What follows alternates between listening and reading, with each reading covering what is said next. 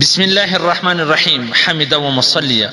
محترمینو، یو محترم رور دا پوښتنه کړې ده چې کوم سینټ کې الکحل استعمال شوی د هغه لګول د شریعت په رڼا کې څنګه دي؟ محترمینو، دا کوم سینټ کې چې الکحل ملاویږي پر دې باندې شیخ الاسلام مفتی محمد تقی عثماني صاحب په خپل کتابونو کې ډېر تفصیلي بحثونه کړي دي، لکه تکمیله فتح الملحم جلد نمبر 3 صفحه نمبر 408 او دا غرنګ په خپل نور کتابونو کې هم چې هغه وي نن سبا تحقیق دا دی چې کم الکحل په سینډو کې استعمالیږي هغه د انګورو او د شراب سره د خرماو سره نه دی جوړ، بلکې د دې سره علاوه د نور شیانو سره جوړ دي. نو د احناف مذهب دا دی چې هغه بیا پاک او جایز دي.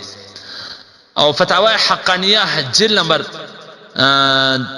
3 صفحه نمبر 208 هغه دا لیکلي دي چې کم انګور کم الکحل د خرما او د انګور سره نه وي جوړ، نو هغه په الکحل په داسې شانو کې استعمالول جایز دي، لکه په دوا او په دې او په هغه کې.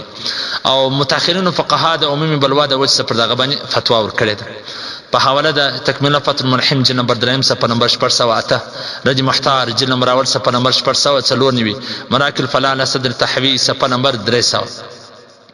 او علامه مفتی خالد سیف الله الرحمانی صاحب په خپل فتاوا کتاب الفتاوا جلد نمبر 4 صفحه نمبر 2 هغه هم دا لیکلي دي چې کم الکحل د انګورو د خرما سره نه وي جوړ، نو د هغه په الکحل کې په سینټو په دې کې استعمالول جایز دي.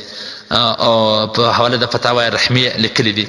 خو مفتی خالد سیف الله الرحمانی صاحب په خپل کتابونو فتاواو کې دا لیکي چې نور ش پاک عطرونه ملاویږي، پاک عطرونه ملاویږي، مثلا خوشبودار ولا عطرونه ملاویږي چې هغه د الکحل څخه پاک دي، نو د دې د استعمالولو څه ضرورت دی؟ او د الله د رسول صلی الله علیه وسلم حدیث دی چې کوم شی تا په شک واچي د هغه ځان ګوري، غیر مشکوک شی مې استعمالوه. خو به هر حال که څو تحقیق دا دی چې دا په سینټ کې چې کوم الکحل استعمال شوی دی دا د خرما او د انګورو سره نه دی جوړ، نو به هر حال کې څوک استعمالوي نو جایز دي. خو احتیاط په دې کې دی چې دا نسی استعمال.